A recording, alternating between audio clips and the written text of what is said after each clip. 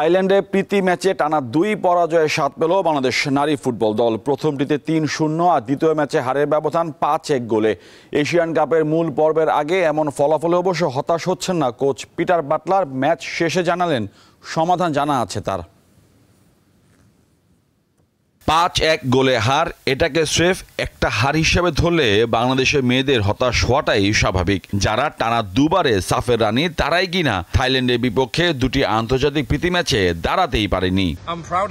ফলাফল দেখলে হতাশ হওয়ারই কথা, কিন্তু আমি হচ্ছি না। এ ধরনের ফলাফলের পরে কিভাবে তা উতরে যেতে হয় সেটা আমি জানি এবং সমস্যার সমাধানের উপায়ও আমার জানা আছে। গেল জুনে মিয়ানমারে এশিয়ান বাছাইয়ে একের পর এক জয় পাওয়া দলটা 4 দিনের ব্যবধানে 2 বার হেরেছে থাইল্যান্ডের কাছে। জুনে যে বাংলাদেশ দলকে দেখা গিয়েছিল, অক্টোবরে এসে সেই দলটা যেন অচেনা হয়ে গেল। ফলাফল দেখে এমনও মনে হতে পারে অনেকে, তবে এটা যে থাইল্যান্ডের সঙ্গে বাংলাদেশের পার্থক্যের বাস্তব প্রতিফলন। এটা মানতে হবে যে আমরা তাদের স্তরে নেই। আমরা এমন একটি দলের সঙ্গে খেলছি যারা খুবই ভালো ও শক্তিশালী। তাদের কিছু চমৎকার খেলোয়াড় রয়েছে যাদের শারীরিক সামর্থ্য নিয়ে আমরা আলোচনা করেছিলাম। শক্তিমত্তা এবং ফিটনেসের দিক থেকে তারা আমাদের মেয়েদের চেয়ে এগিয়ে। ফিফা র্যাঙ্কিংয়েও 2 দলের পার্থক্য অনেক। 53 নম্বরে থাকা থাইল্যান্ডের চেয়ে বাংলাদেশ পিছিয়ে 51 ধাপে, অবস্থান 104। শুধু র্যাঙ্কিং নয়, অভিজ্ঞতায়ও ব্যবধানটা স্পষ্ট। মেয়েদের এশিয়ান কাপে এবার জায়গা না পেল 17 বারে টুর্নামেন্টে খেলেছে থাই কন্যারা, যেখানে বাংলাদেশের নারীরা সুযোগ পেয়েছে প্রথমবার। মোহাম্মদ হাসিব, দীপ্ত স্পোর্টস।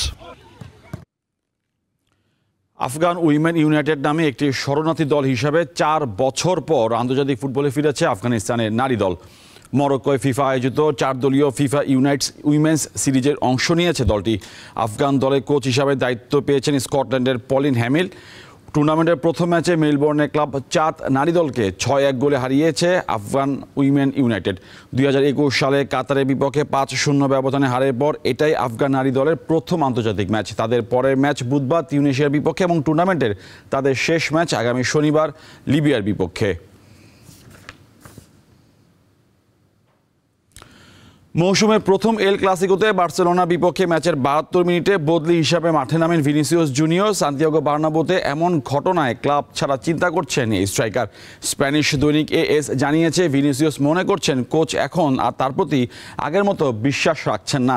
2018 সালে ফ্লামেঙ্গো থেকে রিয়ালে যোগ দেওয়ার পর ক্লাবের হয়ে 336 ম্যাচে 111 গোল করেন ভিনিসিয়াস। তার নামে পাশে রয়েছে 14টি শিরোপা জয়।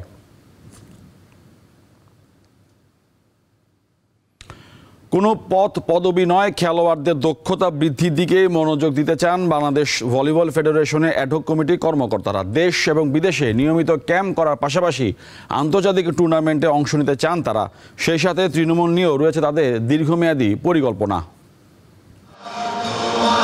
70 ও 80 দশকে দারুণ জনপ্রিয় খেলা ভলিবল সময়ে বিবর্তনে জৌলুস হারালো Central Asian CAVA cup men's tournament আয়োজনের মাধ্যমে খেলাটি আলোচনায় আসে। এবার আন্তর্জাতিক এই টুর্নামেন্ট আয়োজন করা হয় ঢাকায়। 6 জাতির টুর্নামেন্টে ফাইনাল খেলার স্বপ্ন দেখা স্বাগতিক খেলোয়াড়রা হতাশ করেছে দেশের সমর্থকদের। তবে তাদের নিয়ে দীর্ঘমেয়াদী পরিকল্পনার কথা জানান ফেডারেশন কর্তারা। আমরা তো এখন 10 বছরে যেতে পারবো না। আমরা রুট লেভেল থেকে প্লেয়ার বের করার জন্য 10 বছর, অবশ্যই 10 বছর নিতে হবে, কিন্তু আমাদেরকে অন্তত 1 থেকে 2 বছর এই টিমকে নার্সিং করে, এই টিমকে প্র্যাকটিসে রেখে যদি আমরা সাব গেমস আছে সামনে, সেটা যদি খেলতে যাই, আমাদের south Asian games, Asian games আছে, এগুলাতে আমরা ভালো সাফল্য অর্জন করতে পারবো। রাষ্ট্রীয় পৃষ্ঠপোষকতা আমরা দাবি করি। আমরা বর্তমান যে সরকার আছে, পাশাপাশি আগামীতে যে সরকার আসবে, আমরা ভলিবল ডেভেলপমেন্ট চাই। আমি একদম প্লেয়ার হিসেবে বলছি, আমি ফেডারেশনের কর্মকর্তা হিসেবে না, আমি প্লেয়ার হিসেবে চাই ভলিবল হারানো ঐতিহ্য ফিরে আসুক। 80 দশকে ভলিবল প্লেয়াররা যে টাকা পাইতো, এই টাকা আসুক, বড় বড় ক্লাবরা আসুক, পৃষ্ঠপোষকরা আসুক। সামনে রয়েছে এসএ গেমস। তার আগে এশিয়ার কোনো দেশে লম্বা সময়ের জন্য ক্যাম্প করার পাশাপাশি প্রস্তুতি ম্যাচ খেলার কথা জানান ফেডারেশনের এই কর্তা। আমাদের টার্গেট আছে, আমরা জাপানি টিম পাঠাবো, যেহেতু আমাদের কোচ জাপানিজ। সো ওখানে আমরা যদি 1 মাসের জন্য তাদেরকে পাঠাতে পারি, সাথে সাথে আমরা ওখানে অ্যাটলিস্ট 15টা প্রীতি ম্যাচ যদি খেলতে পারি, সেটা জাপান ন্যাশনাল টিম না হোক, তাদের ক্লাব, কারণ জাপান ওয়ার্ল্ড র্যাঙ্কিং 5। সো ওদের ভলিবল আমাদের থেকে অনেক উন্নত। সো ওদের ক্লাব টিমগুলোর সাথে যদি আমরা প্রীতি ম্যাচ খেলতে পারি, সো আমাদের টিম অনেক ভালো করবে south Asian games. And south Asian গেমসে এইবার আমাদের লক্ষ্য অ্যাকচুয়ালি ফাইনাল খেলা। দেশের সাবেক ভলিবল খেলোয়াড়দের নিয়ে গঠিত অ্যাডহক কমিটি চাওয়া সঠিক ও বাস্তবসম্মত পরিকল্পনার মাধ্যমে ভলিবল খেলোয়াড়দের মান বাড়ানো। প্লেয়ারদের ডেভেলপমেন্টের জন্যই থাকা উচিত। কমিটিতে থাকার জন্য কেউ এখানে পদ পদবি নিয়ে বসে থাকবে সেটা আমি মোটেও গ্রহণযোগ্য মনে করি না, এবং আমি নিজেও সেটার আমি আগ্রহী নই। নিয়মিত ঘরোয়া লীগ সহ খেলোয়াড়দের অন্যান্য সুযোগ সুবিধা নিশ্চিতের বিষয়ে দেশের ক্রীড়া মন্ত্রণালয় সহ বেসরকারি অন্যান্য প্রতিষ্ঠানে সহযোগিতার আশা করেন ভলিবল ফেডারেশনে কর্তা ব্যক্তিরা। মোহাম্মদ হাসিব, দীপ্ত স্পোর্টস, ঢাকা। ক্রিকেটের খবর। সিরিজের দ্বিতীয় টি-20তে বুধবার বাংলাদেশের মুখোমুখি হবে ওয়েস্ট ইন্ডিজ। চট্টগ্রামে বীরশ্রেষ্ঠ মতিউর রহমান স্টেডিয়ামে খেলা শুরু হবে সন্ধ্যা 6টায়। সোমবার প্রথম ওয়ানডেতে 16 রানে হারায় সিরিজে 1-0 ব্যবধানে পিছিয়ে রয়েছে বাংলাদেশ দল। তাই দ্বিতীয় ম্যাচটি স্বাগতিকদের জন্য টিকে থাকার লড়াই। কিন্তু আজ অনুশীলন করেনি কোনো ক্রিকেটার। পুরো দিন পার করেছেন টিম হোটেলে। এদিকে ঐচ্ছিক অনুশীলন করেছে ওয়েস্ট ইন্ডিজ। ওয়ানডে সিরিজ হারে ক্ষত পুষিয়ে নিয়ে টি-20 সিরিজের ট্রফি নিয়ে ঢাকা ছাড়তে চায় অতিথিরা।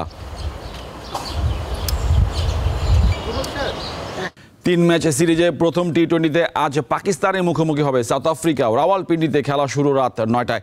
গত মাসে এশিয়া কাপ টি-20 টুর্নামেন্টের ফাইনালে উঠেও শিরোপা জিততে পারেনি পাকিস্তান। এবার ঘরের মাঠে সাউথ আফ্রিকার বিপক্ষে সিরিজ দিয়ে আবারও টি-20 ফরম্যাটে খেলতে নামছে তারা। এই সিরিজ দিয়ে প্রায় 11 মাস পর টি-20 দলে ফিরছেন অভিজ্ঞ ব্যাটার ও সাবেক অধিনায়ক বাবর আজম। এদিকে টি-20তে বাজে সময় পার করছে গেল বিশ্বকাপের রানার্স আপ প্রোটিয়ারা। সবশেষ 4 সিরিজে 3টিতে হেরেছে তারা। টি-20তে মুখোমুখি লড়াইয়ের সমান অবস্থায় আছে পাকিস্তান ও সাউথ আফ্রিকা। 24 বারে দেখায় সমান 12টি করে ম্যাচ জিতেছে দুই দল।